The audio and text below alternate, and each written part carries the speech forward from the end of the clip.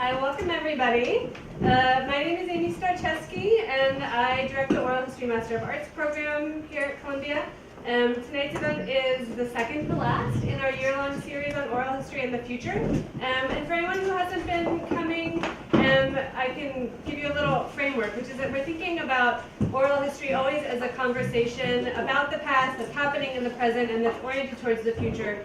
And so this series is asking us both what are the different ways in which that future orientation is made real, and also the future for which oral histories were recorded.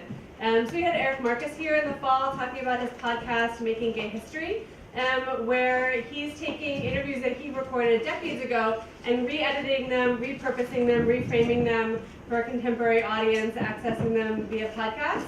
They're archived at the New York Public Library. And today's event is sort of following along in that same theme of thinking about, once interviews are archived, what does it look like when people actually come and use them? How do we reimagine what those stories mean when we encounter them in the present moment?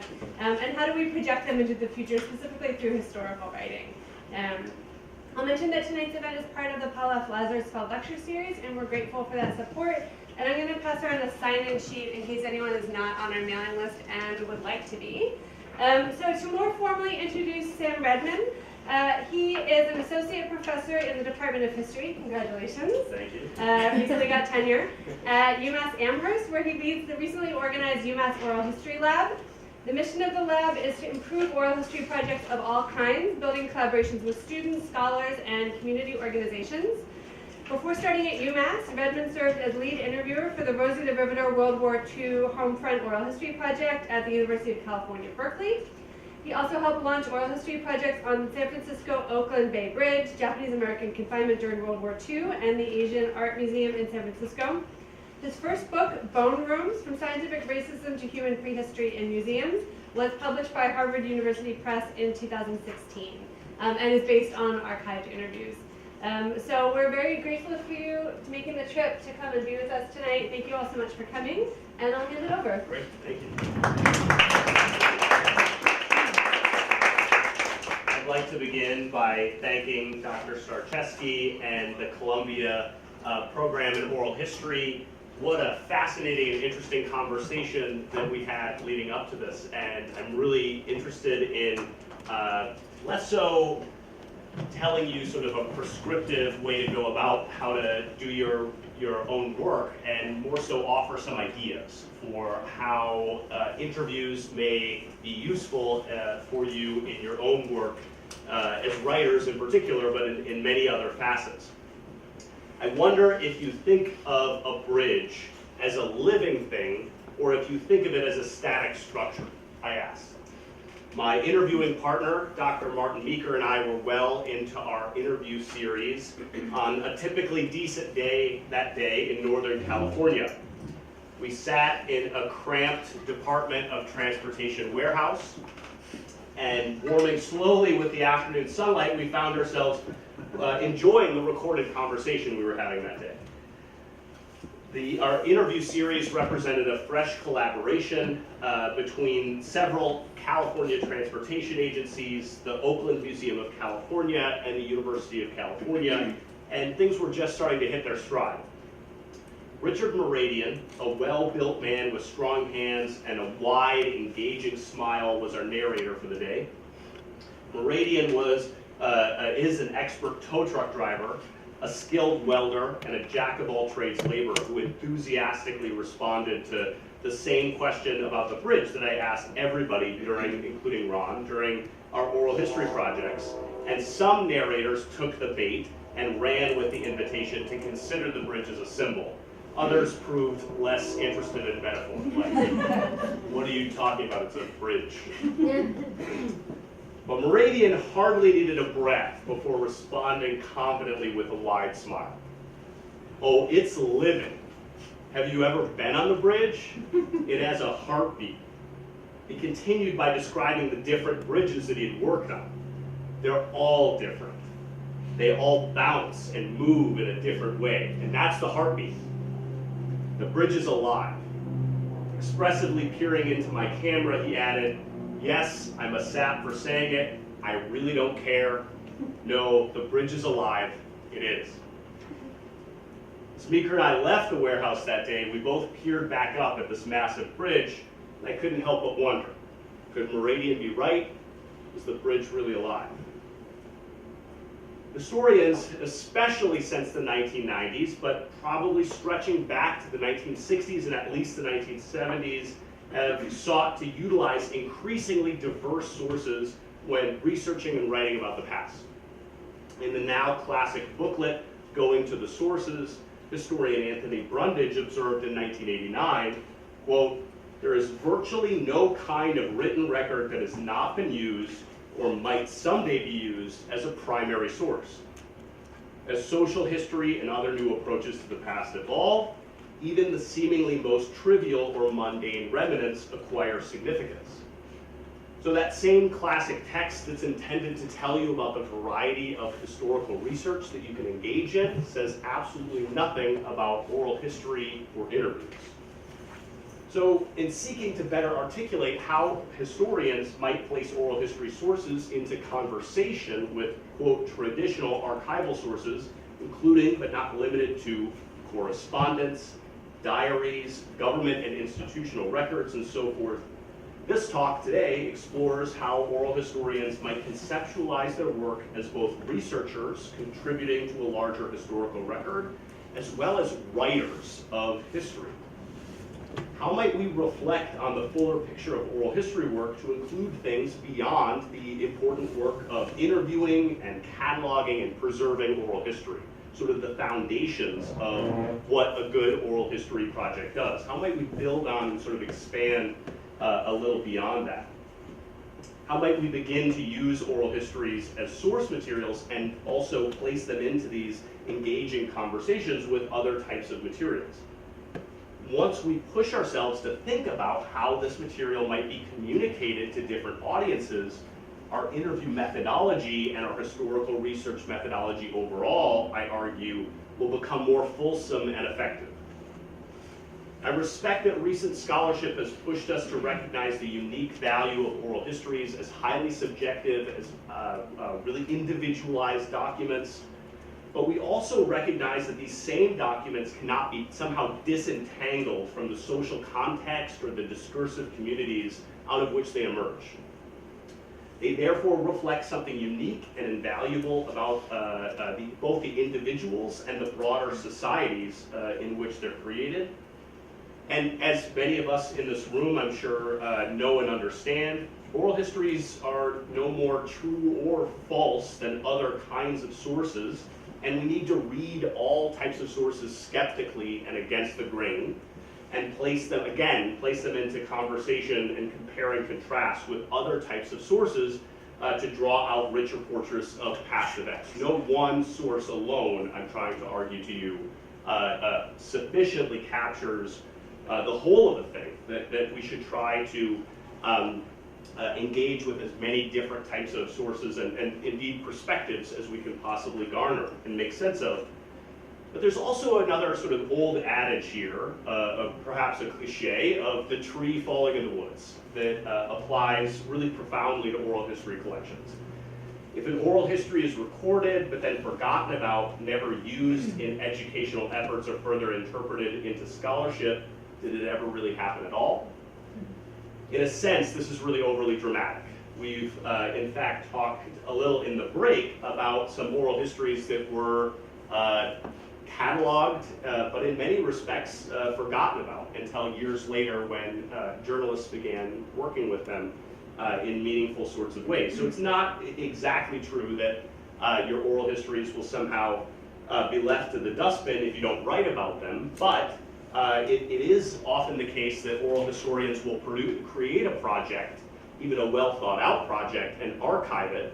But if no one really knows that that material is now available, those things can indeed be underutilized. So that is in fact a danger that we all face as oral historians. So I'm arguing that if you think of yourself as writing and further interpreting those materials, they're more likely to be engaged with by other scholars, other historians, or other communities. So, okay. So I argue that through the natural course of their work, thoughtful reflection, consistent and thoughtful reflection, and repeated practice, oral historians can actually become really profoundly important storytellers in our society. By embracing carefully constructed narratives that are enhanced by oral history sources as well as other materials from, quote, traditional archives, historians can work to both analytically advance scholarly conversations and giving the perhaps mythic general reader a better connection to voices echoing past events. Oral historians might produce written documents, written texts, both scholarly and popular, things like podcasts, documentary films, or museum exhibitions can all use stories to access important ideas. But by virtue of how we select what stories to highlight, how we use oral histories as evidence to bolster some of our own arguments, our stories of, and then who shines through in the way work is presented, our stories become filtered through several different lenses. And whenever we apply a new lens to a body of material, these sort of kaleidoscopic images that we're creating become altered each time. Again, we need to thoughtfully consider and reflect on the influence of each of these things as we move through the process to reflect and better understand on our own blind spots. And I want to be clear that I'm not coming here today trying to pretend to be an expert on all of these subjects, oral history, archives, and writing for the public. I'm really not much at any of those things as far as being expert. I noticed people didn't all run for the exits at the same time, which is good. And I do think that in building up several oral history projects and then drawing on those materials to try to write both scholarly essays and popular essays, some of those experiences I think can prove useful to people in this room. And while I'm not an expert in podcasting, for example, I've experienced how we as oral history interviewers might collaborate, often through lots of writing and building up of scripts with public radio producers to draw selections from oral history field recordings to produce larger stories for radio listeners. And for those not familiar with my work to date, I have indeed used a lot of what I'm talking about are drawing from several major oral history projects, including the Rosie the Riveter World War II Home Front oral history project that I was served on as lead interviewer between about 2010 and 2013. That project has about 200 fully transcribed oral history interviews, most of them recorded on video and made freely available on the web. So that project is an ongoing collaboration with the National Park Service that has a national Rosie the Riveter Park in Richmond, California. While working first as a pre-doc and then as a postdoc at Berkeley, I launched a new oral history project that I'll be starting the conversation with today, focusing on the San Francisco-Oakland Bay Bridge. And that resulted in over a dozen new interviews with men and women who worked on the bridge, some of whom worked there for many, many years. Others, like Ron, who worked there for a year or two before, one semester, before going on to become a prominent leading oral historian. So there's a real mix of people who worked on the bridge, and it says a lot of interesting things when you interrogate more closely who those people are and what their experiences were like. My main responsibilities now at UMass have pulled me away from working on oral history projects of my own and towards fostering oral history projects that are launched by students or by other scholars. I more work with them to develop their own oral history projects. So in light of this experience, these experiences I'm arguing to you, I propose that oral historians should push themselves to hold dual identities as both contributors to larger archives and as potential writers of history. You may not think of yourself as holding both of those identities as yet, but I think that you should consider it. I hope that you'll be open to that as an idea and push yourself in that way. and thinking about the act of writing as a component of one's self-identity as a researcher, as an interviewer, a scholar, an activist. Our interviews can work to serve a larger purpose, become more robust and complete overall, and result in larger impacts for your work. So there's this profoundly mediocre movie starring Alec Baldwin. Always a good reference, right? Don't watch this movie.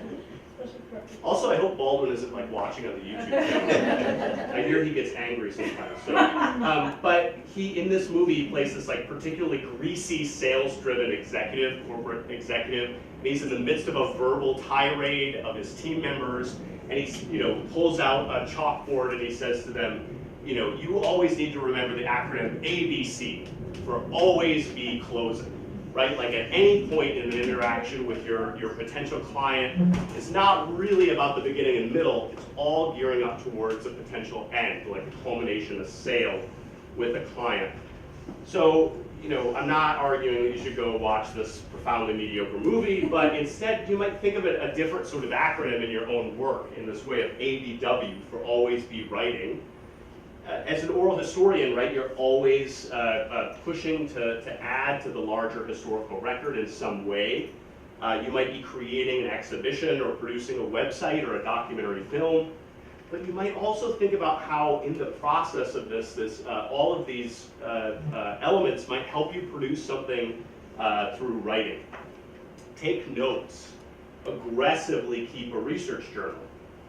And indeed, the sort of scraps of writing that you produce in this way, your note-taking, may actually provide some of the foundation for later a script that you might write for a film, or material laying out how a podcast might go. Selections from your writing may end up in museum exhibit labels, or be used to jumpstart a new article. We may be conditioned to think that the writing only comes at the very end of this process. And I argue that we should instead train our minds to consider how the material we record might be further interpreted as we engage in nearly every part of the oral history process.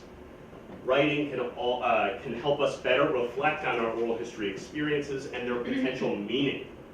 Ideally, letting your interviews soak in and reflecting on their meaning as you move through the oral history process will unlock deeper and more profound levels of analysis. So that all sounds kind of fancy in a way, but I think the way this often plays out for me, I'll sort of share in the spirit of the confessional, that I would often jump into my car and drive a block or two just far enough away from the narrator's house so they could see me.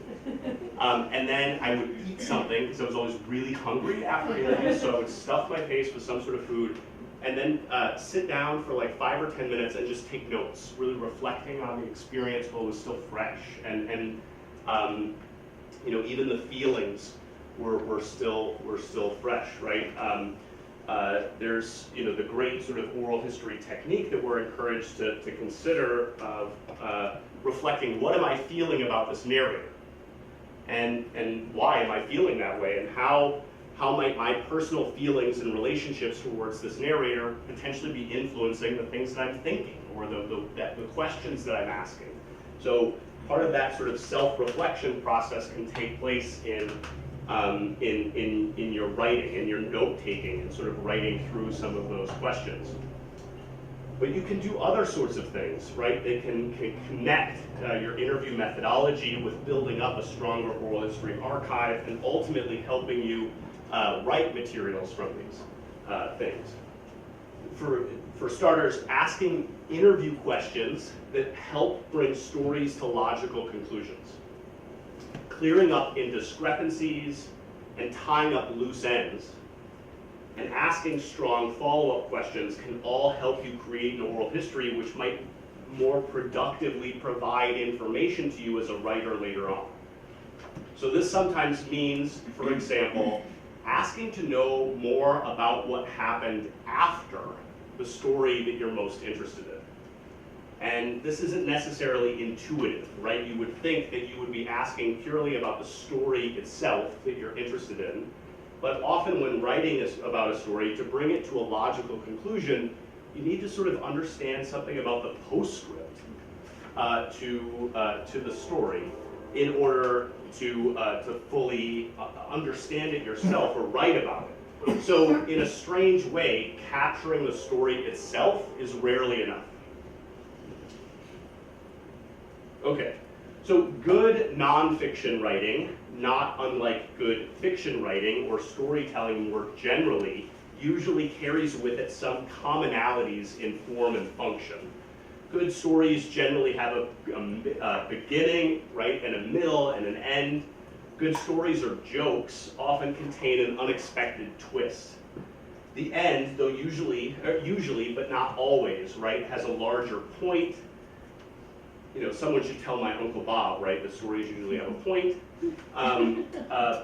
or a lesson of some sort, right, or like a meaning.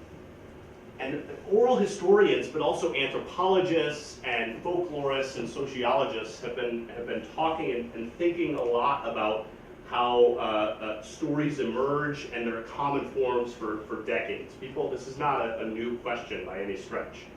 But for us as oral historians, thinking about how stories are commonly told in our society and other cultures as well, what narratives are being imparted and how they're imparted commonly, can help you better understand your own interviews and help you also make sense of them to readers.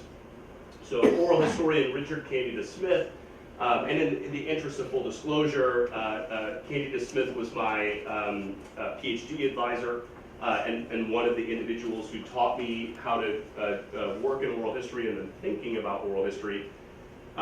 Richard's written about narrative episodes in oral history analysis. And again, considering so often how stories often have common structures. Not always, but stories do often have beginnings. People often face some sort of complication. There might be a resolution to that complication, or there might be a moment of preparation, right? Which for a craftsman may be going to school for that craft or trade. But the preparation sort of method of storytelling, I always think of like the 1980s movie montage, you know, like in The Karate Kid or Rocky or literally any 80s movie ever, right? There's always got to be some, you know, montage, a preparation scene where we're preparing for the big challenge, right? But you might think about how turning points shape a story, or a story that doesn't have any turning point, or a story that doesn't have any sort of complication, is usually a very boring story. Like my story of how I didn't face really any complications getting in here today. So the story, if I were to, the story is like, well, I got on a train, and I took the train, and then I took an Uber here. It's not a very interesting story to tell, right? And so it's unlikely that I'm going to repeat that narrative. But if the story, as it happens, or as you're telling it and retelling it, contains some of these narrative episodes or sort of arcs that are common to good stories, you might tell it and retell it, and you might frame it in that way without really realizing that you're doing it. And indeed, your discursive community, the people that you most commonly share stories with or speak with, influence how you frame your narrative episodes that make your story interesting. So now, shifting back to the Bay Bridge Oral History Project, I'd like to show two narrators, one a longtime Bay Bridge engineer, and one a tow truck driver talking about the same event. This is the 1989 Loma Prieta earthquake.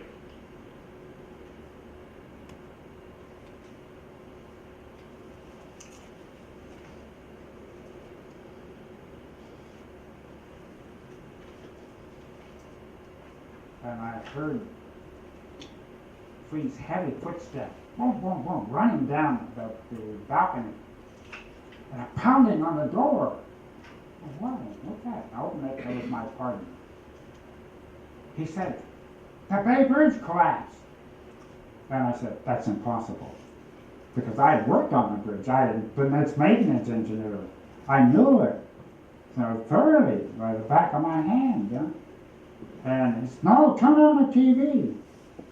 And so I did. I went over and turned on the TV, and I saw the failure. And it was the last place on the whole length of the bridge that I would have guessed would have failed. Because it was a bridge tower. And that bridge tower was designed back in the 30s to take all the longitudinal wind forces, and well, it had a seismic force too, and from direction, so it was really sturdy. And the bridge tower was still intact. But later, we found out that 40 bolts sheared, what we call sheared, and allowed a piece that was supporting the tower, supporting the truss, moved. And in the act of moving, it pulled some what we call stringers, longitudinal structures, off its seats, and it went down. So those 40 bolts didn't do what they were supposed to do. If they had been high-strength bolts, it would not have happened. But on the East Bay span, it was just so badly overstressed in earthquakes. And we talked about geology. Now, on the East Bay span, everything is supported on mud, literally mud, and not very good. And so that mud now shakes like a bowl of jelly and in an earthquake. And it displaces, and that's what happened. There was a displacement between two piers and that thing fell down.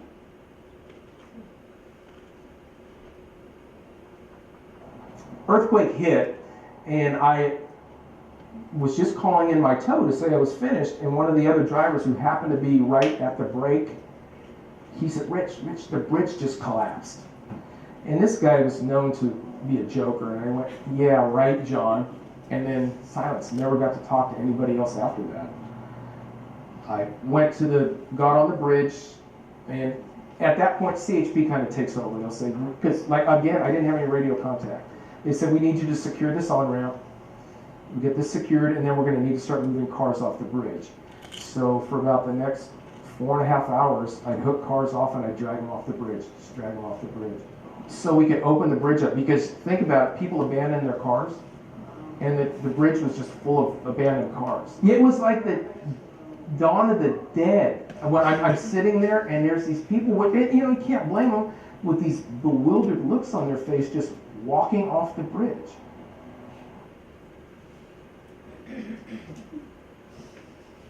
I was actually driving a tow truck that night that they installed that. There was an iron worker that worked on repairing it that was also an artist as well. He fabricated it, and I remember working that night, and he drove in his pickup truck. They had a welder on the back. They stopped on the incline. They put some cones out behind it, and I thought, this is insane. What is he doing? They went over the side, and they welded the troll on. So I think it's fairly interesting and remarkable for me to reflect on the way in which people tell stories, and they're of course shaped by the communities that they engage in, but they're also shaped by the way in which we just commonly tell stories, and the media that we're exposed to, and sort of what we're used to for what makes a good story. And again, many people have been thinking and talking about this for a long time. The novelist Kurt Vonnegut famously articulated his related hypothesis about the common shapes of stories, reflecting, in his view, the fortunes of the main protagonist. Folklorist Joseph Campbell and many others have famously pushed scholars and popular thinkers to better consider the modes of storytelling from the Epic of Gilgamesh to Star Wars. So that's not exactly new, but for us as oral historians, we can work to better recognize how language and storytelling and even individual identity are shaped by social constructs. And then we can begin to better understand how our respective discursive communities shaped the stories that we tell and even the way we understand our own memories. I do not contend that all stories follow common forms, or that our memories are somehow falsely shaped by how stories are commonly told in our communities, familiar to us, but instead offer that considering how narrative episodes might shape the story can help you better understand the oral narrative as it's being told to you, and how you might better write that material into a logical narrative. So as historians, we're often encouraged to craft our writing, even our more scholarly writing, into a narrative, or an account of events that reads more like a story. And strong narrative writing is often clear, for one thing. It uses characters effectively. Strong narratives often use characters effectively and take advantage of rich description. But again, all of this is in service of telling a story. Actually advancing some sort of story for the reader. And in considering how to connect oral history and strong writing, I encourage interviewers to reflect on some of the form of their standard questions. Do your questions anchor the narrator in a particular time and place? Do they potentially help the narrator naturally advance the story in a logical manner as it's being presented to you? And Dr. Starczewski and I, for example, have talked about a tried and true method in oral history methodology, and something that I was actually relieved when you said you use this method a lot, where I was like, whew, I'm not the only one that, like, all of my questions relate back to this now old, 1960s, 1970s interview structure that was talked about by oral historians, Charles Morrissey and others, of the two-sentence format in interview structure. It's this like old tried and true method, right, where the first sentence in this is more of a fact or an agreed upon thing, and then the second sentence like actually asks a question about it. Some new interviewers, myself included, can be overly verbose. You can ask, not even ask is not the right word. You can sometimes say a paragraph that doesn't really end with a question mark and leave your narrator fishing and wondering, well, what exactly is the question here that I'm supposed to be responding to? A two-sentence format also, again, renders specific the moment in time that we're discussing and thinking about, which can make our ability to interpret those events as a writer much easier, right? Like, we know we're not just talking in generalities, we know we're talking about an actual event or a moment, and then built within the structure of the two-sentence technique, you can push your narrator to do some of the interpretive work with you in a more collaborative way.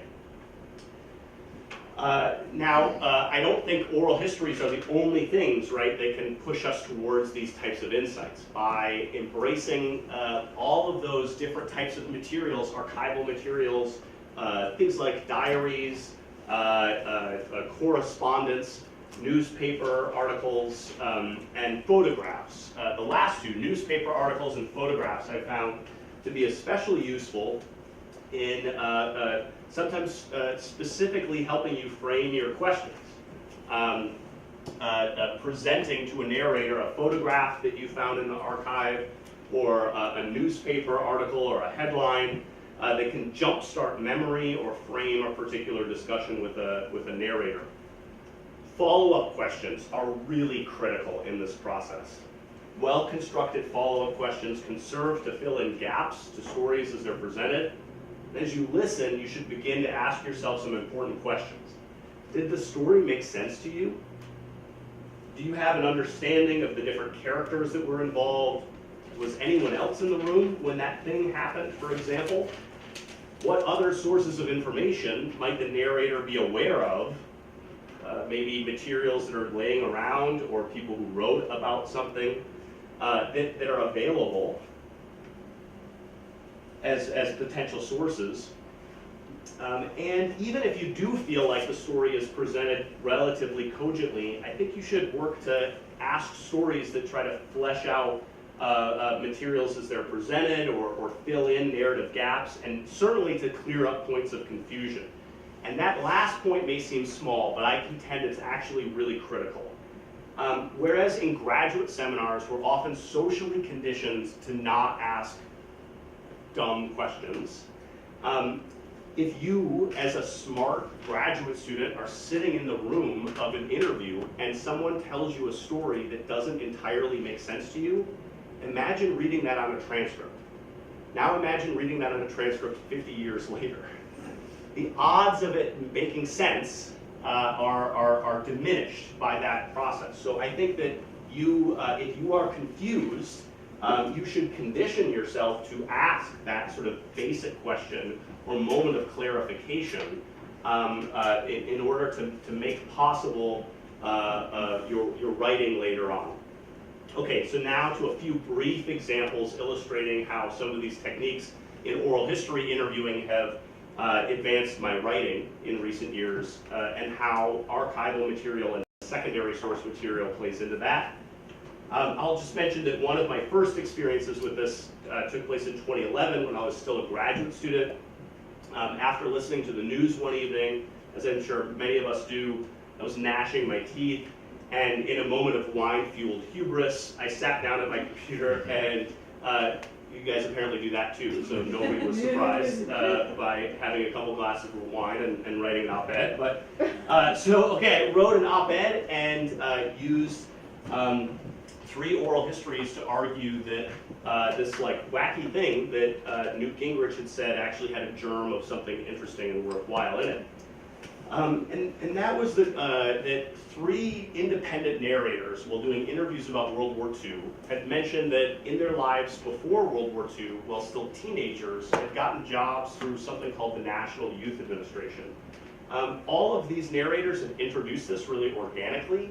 I hadn't gone in with questions about the NYA, but as this came up over and over again, I realized there was something interesting there and decided to increasingly flesh out some of my follow-up questions in that way. And eventually I built up sort of this interesting mini archive of materials. And as soon as this comment about school janitors hit the news, I had in my mind these experiences that people had given me to date. You may not know anything at all about the National Youth Administration, and you wouldn't be alone. It was a New Deal agency that, while large and impactful in its own sort of way, is totally forgotten in many respects in the shadow of the much larger WPA or the Civilian Conservation Corps. So very few people know that these material or these experiences took place. And furthermore, it's not always logical the way in which these things come up. So here is a bunch of material about the New Deal in an archive on the Second World War. This is also, I think, a really interesting place to, this same archive would be a really interesting place to look at material for in post-war life, thinking about the 1940s and 50s. So we often have to think beyond how superficially we think these things may be useful. So okay, this worked out for me in this interest in this moment, but I need to, in the interest of full disclosure, it's not as though I've really cracked this code. I've submitted op-eds to the New York Times and Washington Post and had them rejected. So it's not like I have some sort of secret code here. But I do think something about this style of writing can help you think about how to write your own work for newspapers, blogs, or other venues. And if you read this essay, you'll notice a couple of simple things about it. For one thing, it's basically the good old 5-paragraph essay that we learned how to write in high school. To be clear, your writing does not have to conform to this style, but this structure can be effective. And the opening paragraph maybe contains an opening hook or a story, but also contains some, or maybe opening couple of paragraphs, contains some clue as far as like what your argument will be, what your main point is, what your thesis is. And the body of the work will maybe introduce a couple of examples and a conclusion summarizing the main point. And then the genre of newspaper or magazine opinion pieces usually offer some pragmatic lesson or policy point. Okay. Yeah, and I'll just mention that oral histories were really prominent in thinking about this, but also just in my own mind, engaging with secondary literature on some of the subjects I was thinking about at the same time. So academic writing is often marked by heavy jargon, the embrace of difficult to understand theoretical concepts, and thick analysis, but none of these things are actually requirements for structuring successful academic books or articles. In my recent essay, Have You Ever Been on the Bridge? It Has a Heartbeat. I bet you can guess where that quote comes from. Oral histories of San Francisco Bay Bridge and Golden Gate Bridge, 1933 to 1989. Published in the journal Oral History. This new series of 13 oral history interviews recorded between about 2012 and 2013 shed light on stories that work to advance interpretive elements that are organized under each subheading. And these clearly not staged photographs of working in the archives, right? But my process here is pretty simple, but I'd like to peel it back some. And the best advice that I can really offer to you is to become a really aggressive note taker and to start a research journal and write down as much as you possibly can. Engage with archivists, describe to them the types of topics you're working on and the different narrators you will be working with, and see if there are relevant materials available to you. And then when you're ready to begin writing, and I think you should always start to begin writing before you really feel truly ready, start with an outline, and then think about how the sources that you're encountering speak to each other, or maybe say more about one topic and less about another topic. Where are the gaps that are starting to emerge? You might be mindful in your ongoing research in the archives, secondary sources, and in future interviews of where your interpretive or narrative gaps may start to appear. One interesting phenomenon that started to become clear in this project is that suicides were taking place on both the Golden Gate Bridge and the Bay Bridge, but that surveys that had been done by medical professionals with survivors of Golden Gate Bridge suicide attempts said that there was something unique drawing them to the Golden Gate Bridge for their suicide attempt. Also, the Golden Gate Bridge had what they described, they'd fallen into this sort of trap of publicly announcing the number of people who had committed suicide from jumping off the Golden Gate Bridge. And they believed, or the transportation agencies believed, that had sort of fueled these dramatic renderings of suicides and suicide attempts dating back quite early in the bridge's history in the mid to late 1930s, had really created this sort of dynamic. Less well known for a variety of reasons, but less well known were suicides and suicide attempts connected to the Bay Bridge.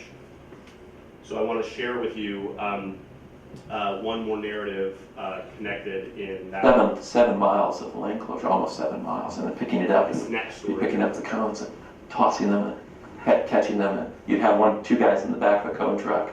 One guy would be, either placing them or picking them up, and we had these smaller cones in those days where you could toss them, and then the one guy would be sitting there and he'd catch them and he'd stack them.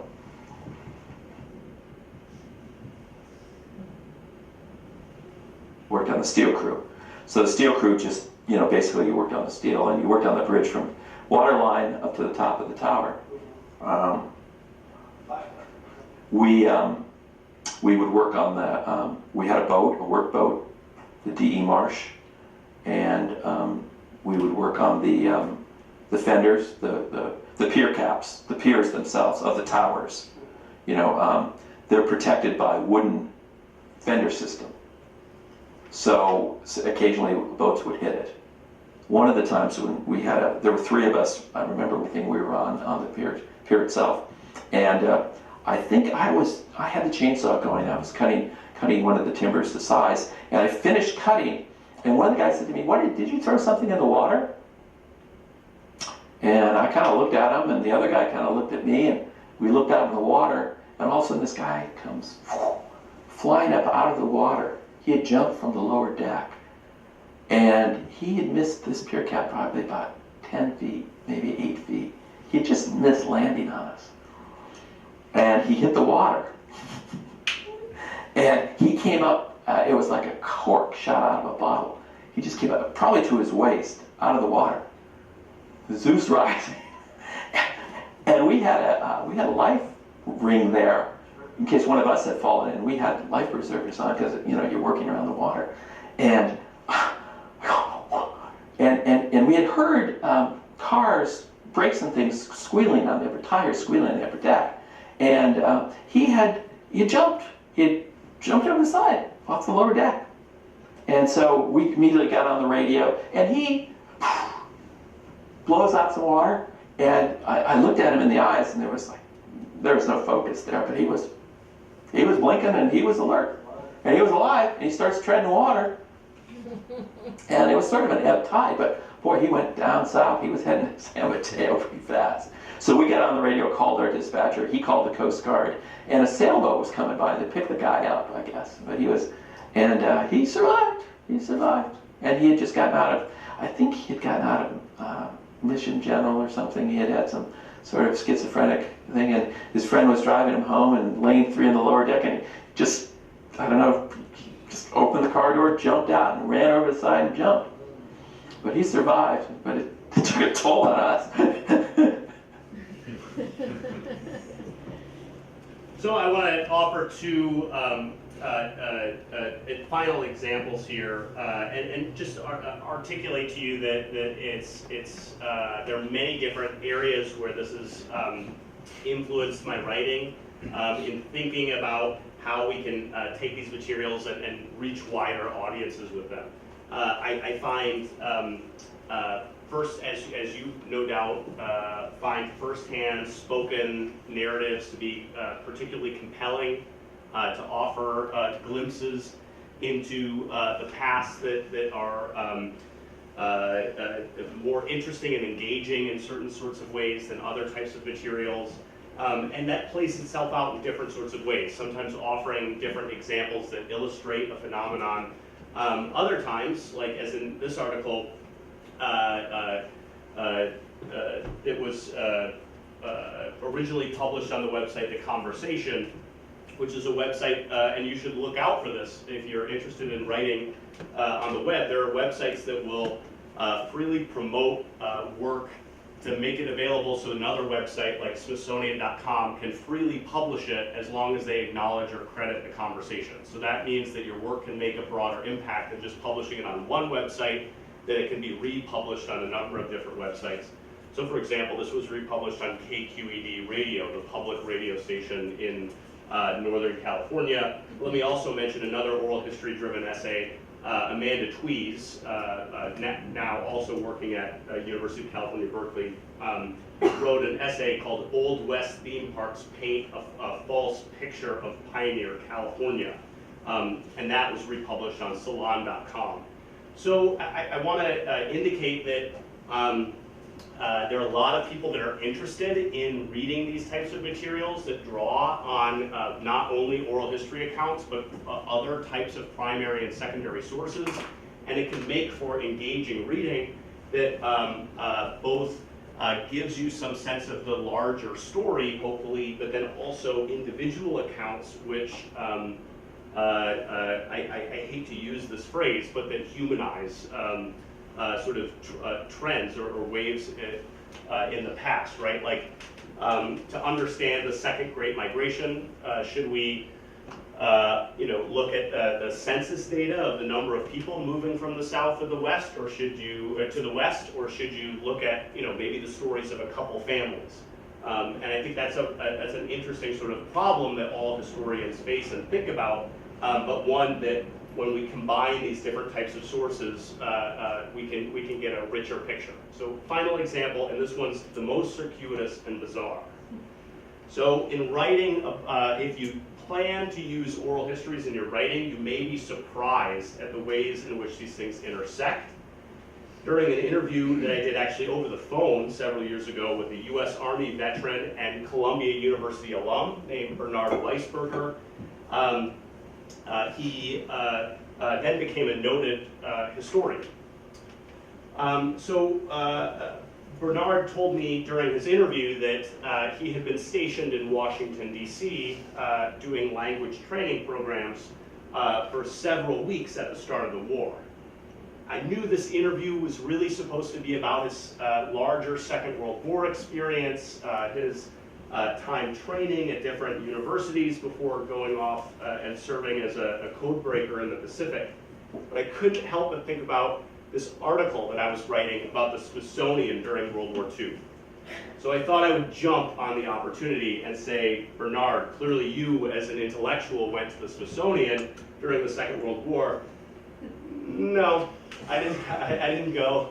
I have no memory of that. But he did say, you know, out of a large group of guys, here's probably the number of people that would have gone. He sort of gives a guess. He says, you know, yeah, probably out of several 100,000 guys, you'd have a few thousand that went and took advantage of that. I'm not surprised. And those comments, even though at the time I was really disappointed, I thought, wow, that was a real non-starter. I was hoping that he would tell me some sort of amazing experience of visiting the Smithsonian. But even those quotes ended up being introduced into the text of an article that I wrote ultimately on the Smithsonian and World War II, appearing in the Journal of the History of Collections. That's the only oral history quote or oral history that's referenced in that article. It's almost exclusively archival. Oral histories represent unique and often challenging sources for us to utilize as writers or historical researchers. Stories are sometimes incomplete. They're often complicated. Memory can prove inaccurate or shadowy in places. And yet, oral histories also comprise some of the best available sources to represent the first-hand voice in narrative-based writing. People often frame their memories into discrete narratives organized by individual narrative episodes. Translating these very human stories into writing can make for very compelling stuff. By using oral histories as key sources to drive forward our narratives, using them to reveal unique or illustrative individuals with memories about the past, and combining these spoken accounts with other types of documentation, oral historians can produce dynamic and impactful work. Historians are notoriously bad at predicting the future. But here we go, you know, why not? My imagination can envision increasingly diverse outcomes, and I bet yours can too, for oral history and storytelling more generally, especially in the digital age. The possibilities for new outlets for original voices will become increasingly important, but I would also hazard a guess that the use of oral histories in historical writing will not only not go away, but will become even more mainstream in the scholarly historiography and popular discourse in the next few generations. It's happening now. Oral historians are used to keeping several things in mind at once, right? We're expected to keep an eye and an ear attuned to the recording equipment, listen carefully to our narrators, and ponder the next question, which might be bring the structured conversation productively moving forward. But while bearing all of this in mind, an effective oral historian might also consider how the things that are being told and might be retold in an effective manner. This means asking, how might I write about this story that I've just heard? And continually reflecting on similar questions as you continue to record new interviews. How might I put portions of this interview into conversation with other things that I've heard, with other interviews, in other sources, archival and secondary sources? How might these things corroborate? How might they complicate or otherwise enrich the story that I'm trying to tell? So with that, I'd like to say thank you, and I look forward to our ongoing conversation.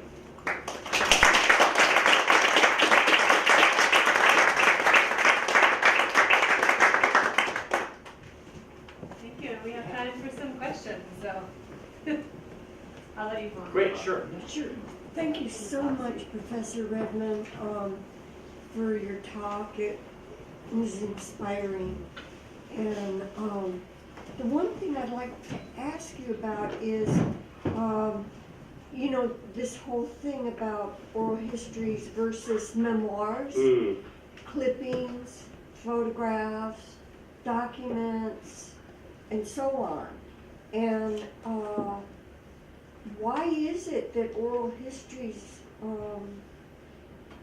why is there so much conflict around historians using oral histories as opposed to a memoir? That's a great question. One of the two articles that we read coming into this conversation was an oral history methodological article written from the 1970s.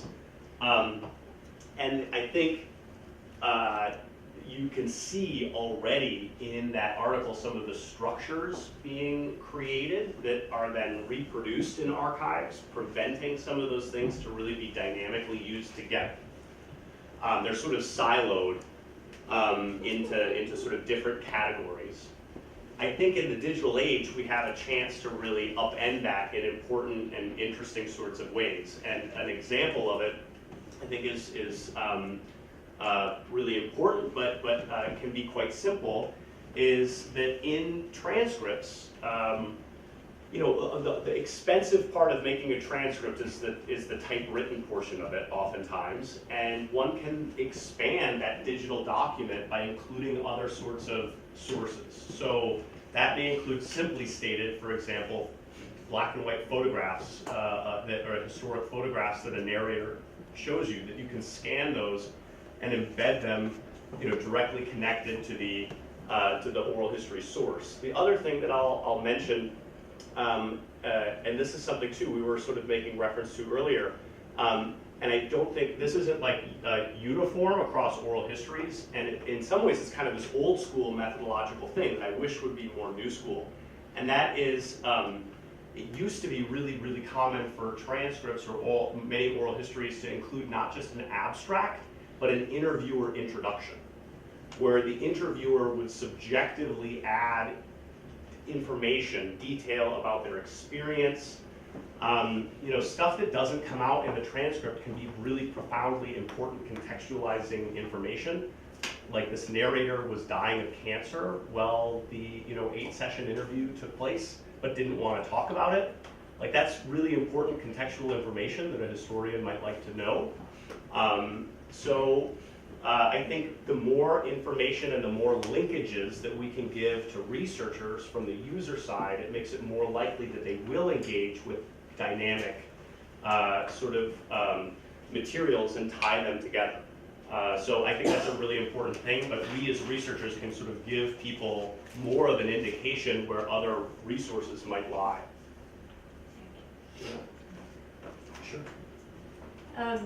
You talked about like a kind of storytelling that's relatively structured, like a beginning, a middle, and end that resolves. Yep. And so much of what really goes on in the world is more complicated than that. So I'm wondering if you can say anything about times when you've experienced any kind of conflict or challenge around trying to create both rigorous historical analysis and a compelling story. Yeah, I would say that the number one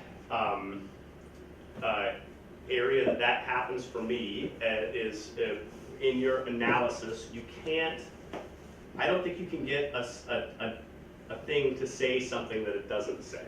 For as simple as that, I think some historians maybe need to be reminded of that, but it can be frustrating to you as a writer when those sort of like narrative gaps aren't closed, like the story, maybe a follow-up question is asked too early and we don't hear the sort of the end of the story, or people get sidetracked and start telling a second story.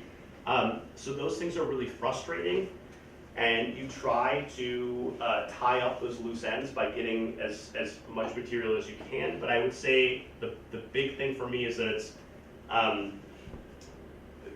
one needs to respect the story as it's told, and it might not necessarily give you the sort of discrete narrative episode that you're hoping for, or that would even make sense.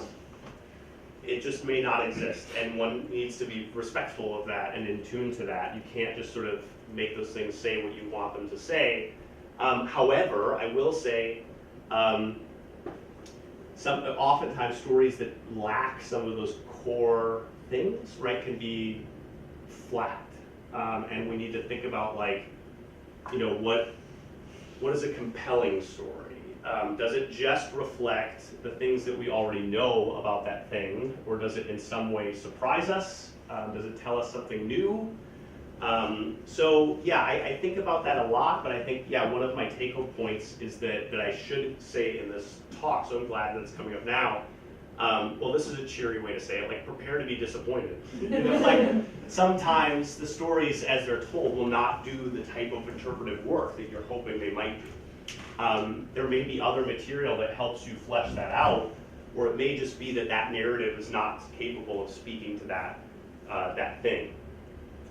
Yeah. Well, I'm so glad you said that. I'm a playwright first. Great. And I came to this, so I'm used to making up all sorts of stories. So when I deal with oral history, I'm very conscious not to do that.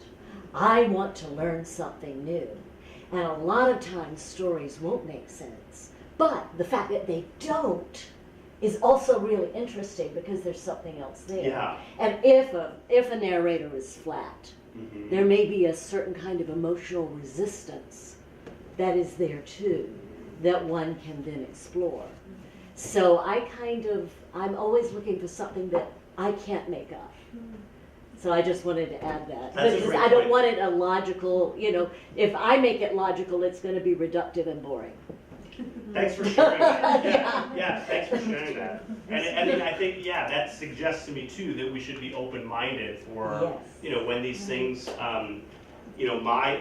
I suggest, like my desire is often to ask a follow-up question to help that narrative make sense. And, one of the reasons why I'm coming from this perspective is that, for example, we had this great series of interviews about basically like where Rosie the Riveter dropped her kid off for school.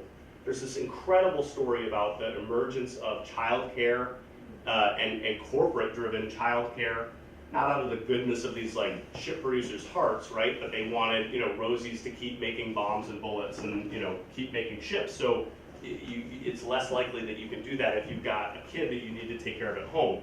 So they create these child care centers, these educational-oriented child care centers, and we had these amazing stories. But one of the stories that was told was about a racist episode that happens at a sort of a moment of learning with the kids. And every person that I showed that story to, they were like, "That seems really good, but it doesn't quite make sense."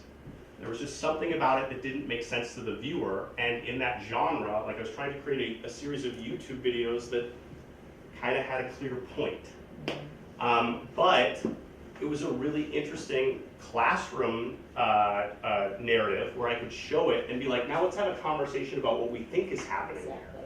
So yeah, that's another just, I maybe haven't been thinking about it in terms of the structure of plays and stories like that. So I'm glad you added that as a perspective. But often, I'm thinking about it from the perspective of sometimes missed opportunities in my own interviews, where I wished, maybe if I'd asked that again. But let me add just one more wrinkle: is that we all know, like, a joke is never as funny the second time you tell it. Right? A story is rarely as electric as it comes off the first time. So you might hope, like, hey, could you tell that story again?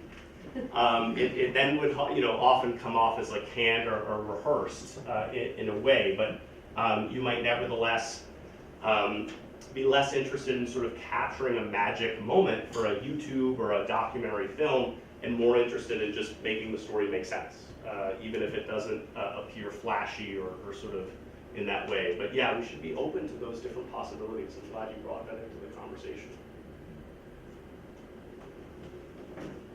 Yeah. I'm very curious about the project, about the oral history project about the bridge, because I think oral history projects that center around places are very interesting, but also challenging in terms of like framing questions and thinking of what kind of stories do you want to collect. So I'm curious about the experience of it. So what kind of stories were you looking for, or what kind of stories were you able to get? Yeah, well, because those two things are not necessarily the same, and I'm glad you brought that up. I think we captured a remarkable number of diverse perspectives when measured from some metrics. So, for example, there's a pretty good gender balance in the project of men and women who were interviewed, who both worked on the bridge at various times. if you just look demographically, the number of male iron workers, right, would far outweigh, or historically, over the course of the bridge. But that didn't necessarily mean that we needed to interview 80% men and 20% women. However, while there's a lot of economic diversity, educational diversity, that project doesn't represent, it's not nearly as racially diverse as I would prefer for it to be. But the reality is that you send out a call for narrators and you get certain responses, and then you can respond to that by seeking out additional potential narrators with different communities and shaking different types of trees. But then at the end of the day, your project moves forward and you have a list of narrators, and you try to sort of select what you think can tell the story most effectively. So yeah, for me, a pre-interview process is really critical, and it's a really, to me, it's much more of an art than a science, where there's actually such a thing as doing too good of a pre-interview, where, like I said, like a joke is never as funny the second time, right? And if you spend all of this time rapport building and spending hours and hours with a person, you might logically think this is going to lead to the better interview. But it may not be the case. Like, it may be more stale and flat if you've already spent hours and hours interfacing with a person. That may not be the case in all instances, so you have to intuit how that will work in your process. But often it would be a conversation with people. But what was cool to me was sending out this call of who's worked on the bridge, what stories will people have, and sometimes it would be really logical. You'd hear from a bridge painter, someone who spent 30 years. I mean, you guys have probably heard these stories, like both the Golden Gate Bridge and Bay Bridge. They start painting one end, and they go all the way to the other side of the bridge, and then they just go back, or they start again. And they're just because there's so much sea and salt water, they just constantly have to paint the bridge. To me, that sounds really frustrating. Can we just do this? Like, just did this. So that seemed really logical. And then I hear from prominent historians like Ron Greeley, who worked for a year on the Bay Bridge, and I thought, well, shoot, like that's really interesting. Like, I find it interesting anytime you can interview an interviewer, because they did give different sorts of reflections, and super intimidating, because he'd be like, well, why are you asking me that question? And then I think, well, why am I asking you that question? But I thought added really different perspective from people who maybe were welders or bridge painters. Similarly with the Rosie the Riveter project, we tried to get different demographics and different points of view, and we were constantly having an internal conversation.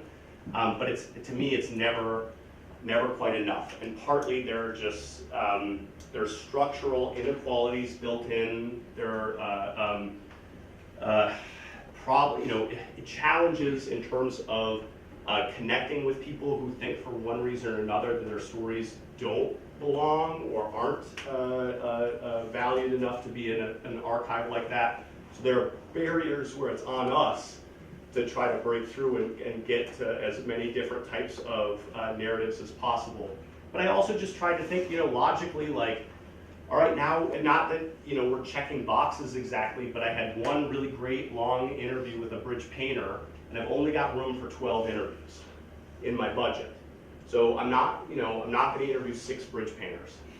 But maybe if I did three pre-interviews with bridge painters, and one person has this amazingly detailed memory, they're really great at telling stories, and they're very animated, you might choose that individual over someone who seems really reticent to say anything.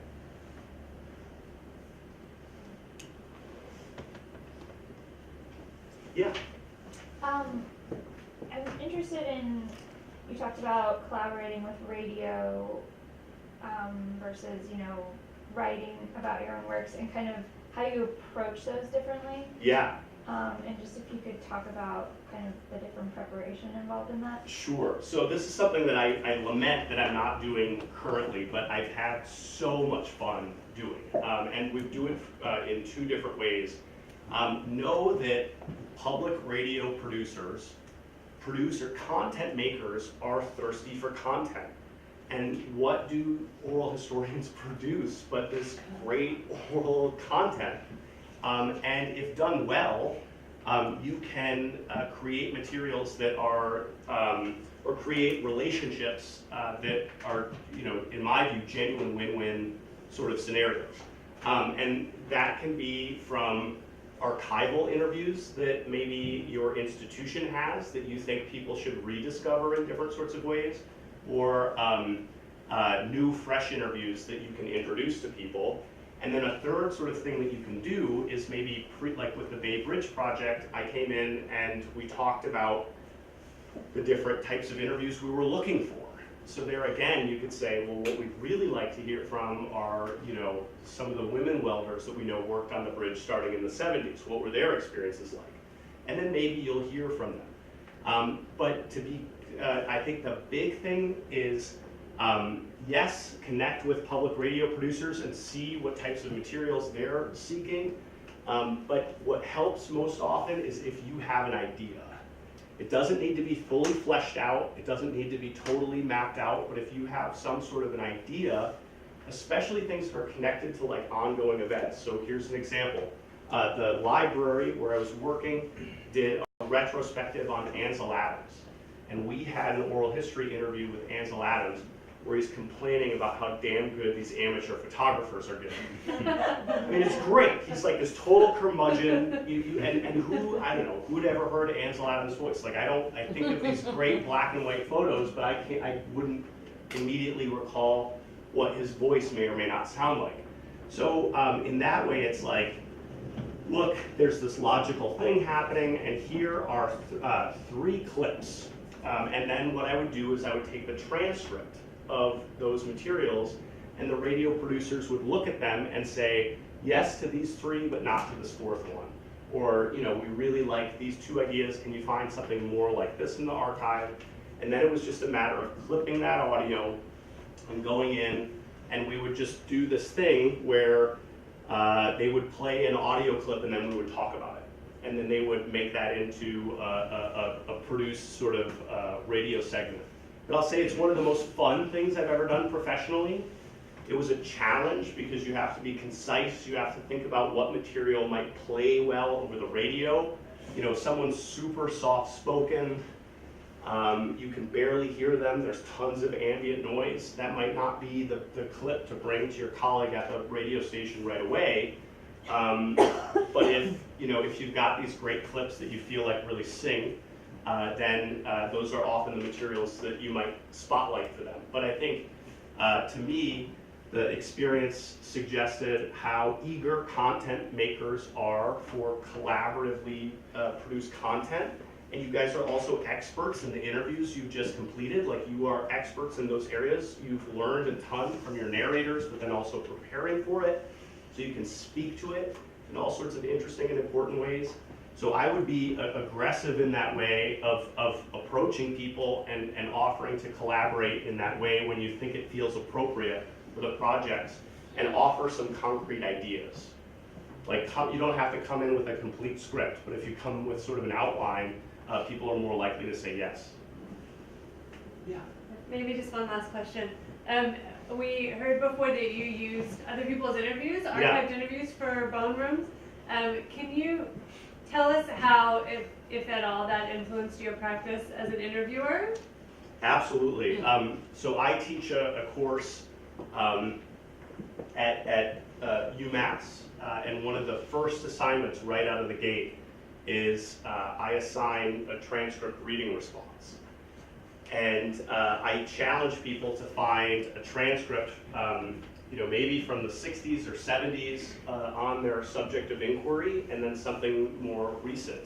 And compare and contrast interviewing styles, compare and contrast the approaches to transcriptions, how things are structured. One of my colleagues used to say, and I don't know that I would entirely agree with this, but they used to say, there's really no such thing as a bad interview. That you can garner something from almost even bad interviews are good interviews. Although I've read one transcript when I was editing transcripts that ended with the sentence, "I think this interview is over," which I don't think. I mean, I think maybe that's not the greatest thing you want your interview to conclude with, right? But you can, by virtue of reading other transcripts, you can again, you know, some of the criticism here that's lobbied at oral history. I think this is less fresh or hot than it used to be. But a lot of people used to say things like, well, you're making these materials yourself, and then, you know, interpreting them, isn't that inherently biased? So I don't necessarily buy that. And then it's also the case where some interviews that were available to me in the archives, the principal actors have been dead for 20 to 30 years, so it's not like I'm gonna then go do my own interview. But I found it really useful for thinking, as I think you're suggesting, about how my own practice, how historians might use those materials in their own way. Asking good follow-up questions, because you so often read a transcript and will be like, oh, shoot, I really wish they would have asked that logical follow-up question there. But then also a sense of humility. The interviews, the way you intend them to be used, or what you anticipate will be used, might not necessarily be what's of interest to historians 20, 30 years later. So I hope you guys are interested in certain subjects, but you will ask broad questions too. You know, like think about what your colleagues are interested in.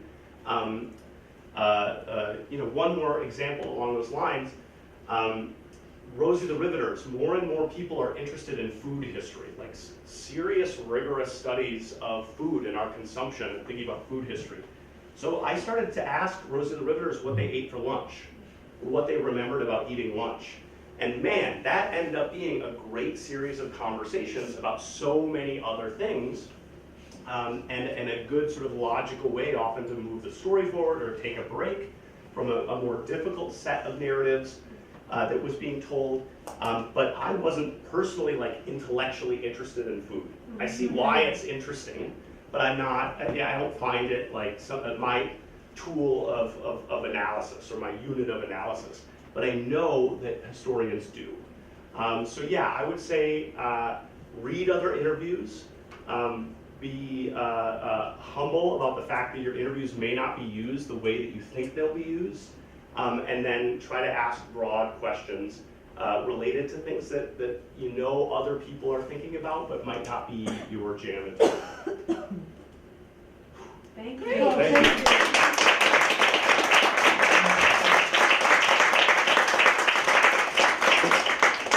Great question. Thank you so much. We'll be back again next Thursday with Lorena Barker, who's coming all the way from Australia. To talk to us about yarning as an example of an Indigenous oral history practice and how that relates to the history of oral history in the academy. I think it's going to be really good.